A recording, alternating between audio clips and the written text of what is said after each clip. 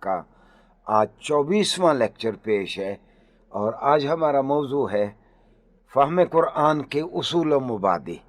قرآن کریم کوئی سمجھنا چاہتا ہے تو اس کی کیا کیا ضرورتیں ہیں اور کس طرح ہم قرآن کو بہتر انداز میں سمجھ سکتے ہیں۔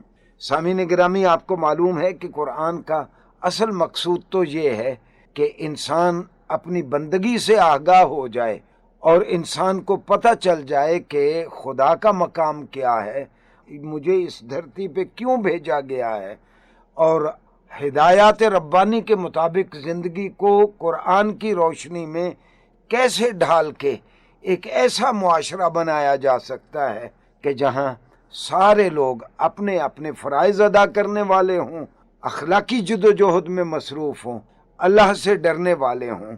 تو یہ فہم قرآن کس طرح حاصل ہو سکتی ہے؟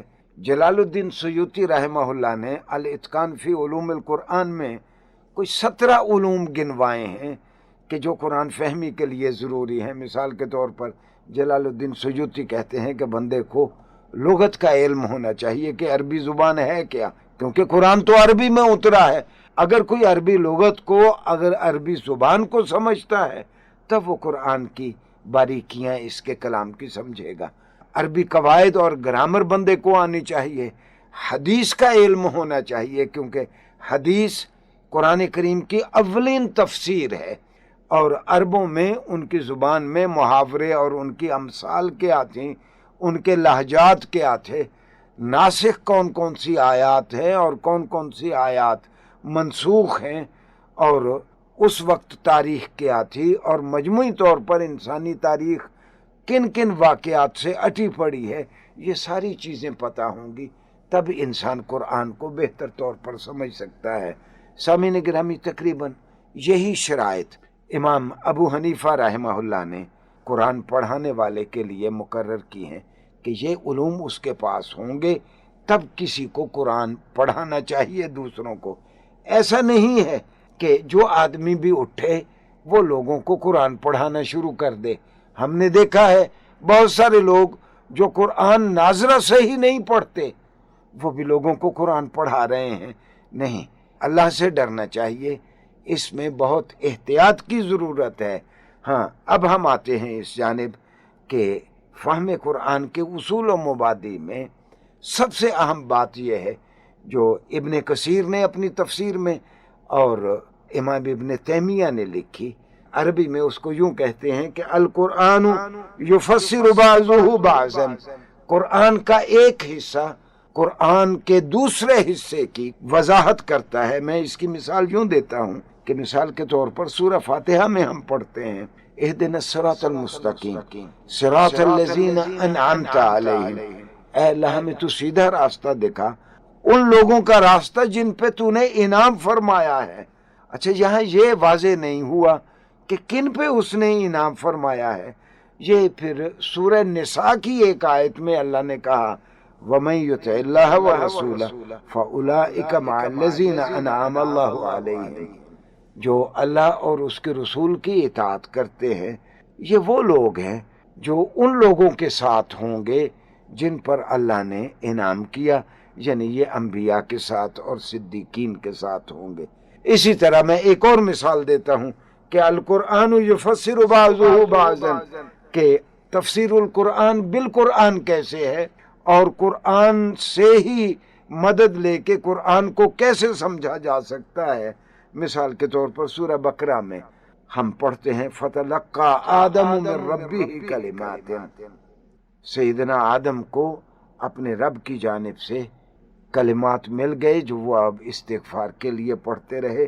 فَتَلَقَّى آدَمُ مِن رَبِّهِ کَلِمَاتٍ، آدم کو اپنے اللہ کی جانب سے وہ کلمات مل گئے۔ کہیں دور جا کے سورہ اعراف میں پھر اس کا تذکرہ ہے۔ وہ کلمات کون سے تھے؟ وہ کلمات یہ تھے سامعین گرامی جو ہم انبیاء کی مسنون دعاؤں میں ہم پڑھتے ہیں کہ ربنا ظلمنا انفسنا وان لم تغفر لنا وترحمنا لنکونن من الخاسرین۔ تو قرآن کا ایک حصہ قرآن کے دوسرے حصے کی وضاحت کرتا ہے، اور فہم القرآن میں جو سب سے اہم ہے شاید وہ یہ ہے کہ قرآن اس طرح ہمیں سمجھ نہیں آئے گا جب تک جناب علیہ السلام کے کنڈکٹ کو، آپ کے طرز عمل کو، آپ کے فرامین کو اور آپ کی تربیت یافتہ صحابہ کی جماعت کے طرز عمل کو اور ان سے منقول ساری روایات کو ہم سامنے نہیں رکھیں گے تو قرآن کریم ہمیں ٹھیک طور پر سمجھ نہیں آئے گا۔ مثال کے طور پر 700 مرتبہ کے قریب تو قرآن نے کہا کہ تم نماز پڑھو، لیکن قرآن کریم میں کہیں یہ 1-2 مرتبہ تو لفظ آیا کہ رکوع کرنے والے اور سجدہ کرنے والوں کے ساتھ جو سجدہ کرتے ہیں، جو رکوع کرتے ہیں، لیکن نماز کا طریقہ قرآن کریم نے کہیں بیان نہیں کیا۔ تو سامعین گرامی، جناب علیہ السلام فرمایا کرتے تھے صلو کما رأیتمونی اصلی، اسی طرح نماز پڑھو جس طرح تم نے مجھے نماز پڑھتے دیکھا۔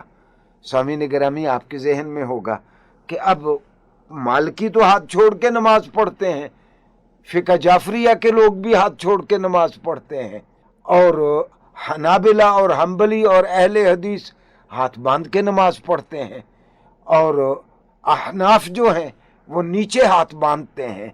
تو جو جناب علیہ السلام نے فرمایا کہ صلو کما رأیتمونی اصلی، تم نماز پڑھو جس طرح تم نے مجھے نماز پڑھتے دیکھا ہے، حقیقت یہ ہے کہ یہ جتنے انداز ہیں یہ سارے کے سارے جناب علیہ السلام کے انداز ہیں۔ زندگی کے مختلف اوقات میں جناب علیہ السلام نے ان سبھی طریقوں سے نماز پڑھی، اور اس پہ ڈاکٹر حمید اللہ بڑی خوبصورت بات کہا کرتے تھے مرحوم۔ وہ فرمایا کرتے تھے کہ اہل تشیع جس طرح نماز پڑھتے ہیں، اہل حدیث جس طرح نماز پڑھتے ہیں، باقی جمہور مسلمان جس طرح، احناف اور حنابلہ اور مالکی جس طرح نماز پڑھتے ہیں، دراصل یہ سارے جناب علیہ السلام کے طریقہ کار ہیں، اور اللہ کو اپنے حبیب کی ہر ادا اس طرح پسند آئی کہ اس نے ایک طبقے کو آپ کی ایک ادا کو قیامت تک زندہ رکھنے کے لیے لگا دیا، دوسرے طبقے کو آپ کی دوسری ادا کو قیامت تک زندہ رکھنے کے لیے لگا دیا۔ تو گویا حدیث سب سے اہم فیکٹر ہے جو قرآن سمجھنے میں آپ کی مدد کرتا ہے۔ قرآن سمجھنے کا ایک انداز یہ ہے کہ ہمیں پتہ ہونا چاہیے کہ قرآن کی منسوخ آیات کون سی ہیں، اور قرآن کی ان منسوخ آیات کو کالعدم قرار دینے والی ناسخ آیات کون سی ہیں۔ میں یہاں صرف سامعین کی سہولت کے لیے ایک مثال دوں گا۔ مثال کے طور پر قرآن کریم میں ہے لا تقربوا الصلاۃ وانتم سکارى، کہ دیکھو جب تم نشے میں ہو اس وقت نماز کے قریب نہ جایا کرو، اس وقت نماز نہ پڑھا کرو۔ تو سامعین گرامی، ایسا نہیں ہے کہ جب نماز کا وقت نہ ہو یا آپ کا نماز کا پروگرام نہ ہو تو آپ کو شراب پینے کی اجازت ہے۔ یہ دراصل ایک موقت، ایک وقتی حکم تھا کہ جو آج منسوخ عن تلاوت تو نہیں ہے، جس کی تلاوت تو منسوخ نہیں کی گئی، لیکن اس کا حکم آج منسوخ ہے۔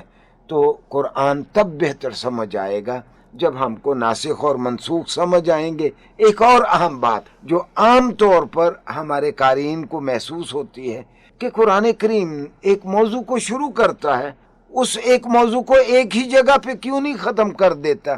یہ صرف سورہ یوسف ہے جو ایک ہی بار پوری کی پوری کہانی بیان کر دی گئی۔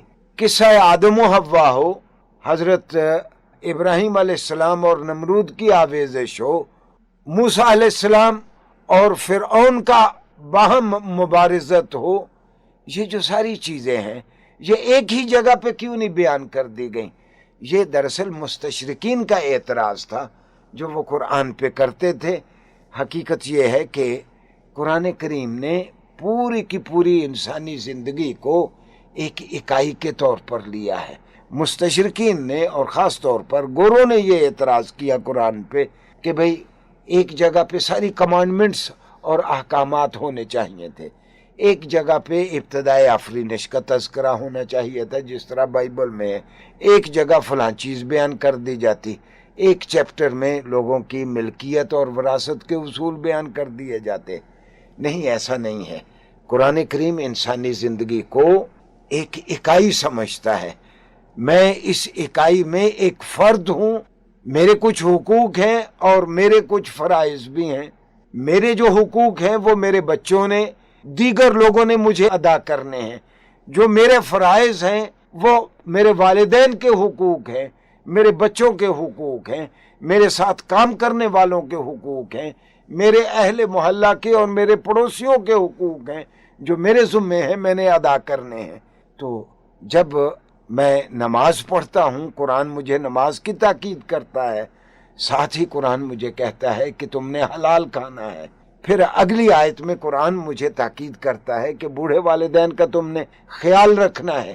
دیکھو جب تم ہاتھ پاؤں نہیں ہلا سکتے تھے تو تیری ماں نے تیرے لیے یہ تکلیفیں اٹھائی تھیں. اور پھر اگلی آیت میں قرآن مجھے یاد دلاتا ہے اگر یہ تم سب نہیں کرو گے کل تو نے اللہ کے سامنے پیش ہونا ہے، اور آخرت میں تم اللہ کے سامنے جو خجالت اٹھاؤ گے اس سے بہتر یہ ہے کہ ابھی تمہارے پاس وقت ہے، موت سے پہلے اس وقت کو غنیمت سمجھو. تو سامعین گرامی، اگر اس پوری زندگی کو اگر ہم ایک اکائی سمجھیں تو پھر قرآن کا یہ اسلوب ہمیں ٹھیک طور پر سمجھ آئے گا کہ قرآن نے ساری چیزوں کو اکٹھا کیوں بیان کیا ہے. اور سامعین گرامی، ایک اور بہت اہم چیز جو سیدنا عمر فرمایا کرتے تھے لوگوں کو جن کو قرآن سمجھ نہیں آتا تھا، تو سیدنا عمر ان کو کہا کرتے تھے تعلموا العربی فإنها من دینکم، عربی پڑھو، عربی زبان کا علم حاصل کرو، عربی کا علم حاصل کرنا تمہارے دین کا حصہ ہے.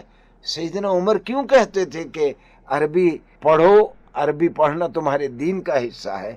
کیونکہ اللہ کے رسول کی زبان عربی ہے، قرآن کی زبان عربی ہے. اگر کسی کو قرآن کی زبان آتی ہوگی تب وہ قرآن کو صحیح طور پر سمجھ سکے گا.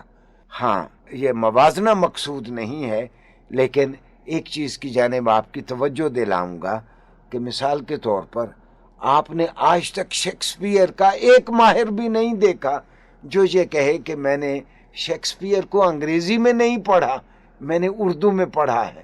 بھئی اگر کسی نے شیکسپیئر کا صرف ترجمہ پڑھا ہے، جو شیکسپیئر اپنے سٹینزوں میں، اپنے ڈراموں میں، اپنی شاعری میں جو بین السطور بات کرتا ہے تو ترجمہ تو اس کا احاطہ نہیں کر سکتا. کسی نص کو، کسی ٹیکسٹ کو سمجھنے کے لیے جب تک اس زبان کو آپ نہیں جانتے اس کو آپ ڈھنگ سے سمجھ ہی نہیں سکتے.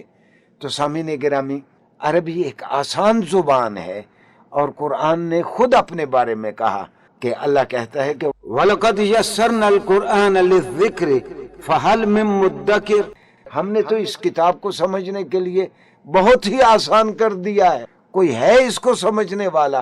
تو سامعین گرامی، بہت تھوڑی رد و قدا کے بعد آپ کو عربی آ جاتی ہے، اور خاص طور پر اردو بولنے والے طبقے کے لیے عربی اس لیے آسان ہے کہ جب آپ اردو بول رہے ہوتے ہیں کم و بیش آپ 60% الفاظ تو عربی کے استعمال کر رہے ہیں. گویا ذخیرہ الفاظ اور سفیشینٹ ویکیبلری تو آپ کے پاس پہلے سے موجود ہے. اردو خواندہ طبقے کے لیے عربی پڑھنا چندہ مشکل نہیں ہے. جب آپ کو بنیادی عربی آئے گی تب قرآن آپ سے اور انداز میں مخاطب ہوگا، تب آپ قرآن پڑھیں گے تو آپ کو اور طرح لطف آئے گا. اور انشاءاللہ ہماری کوشش ہوگی آمدہ دنوں میں کہ ہم یونیورسٹی افسرگودہ میں سارے سبجیکٹس میں لازمی اسلامیات کا پرچہ متعارف کروائیں، جس میں قرآن فہمی پہ خاص طور پر زور ہو کہ ہم بچوں کو وہ بنیادی قوانین عربی کے پڑھا دیں جس سے ایک بچہ قرآن ٹیکسٹ پڑھ کے اس کو سمجھ سکے. والسلام علیکم ورحمۃ اللہ وبرکاتہ.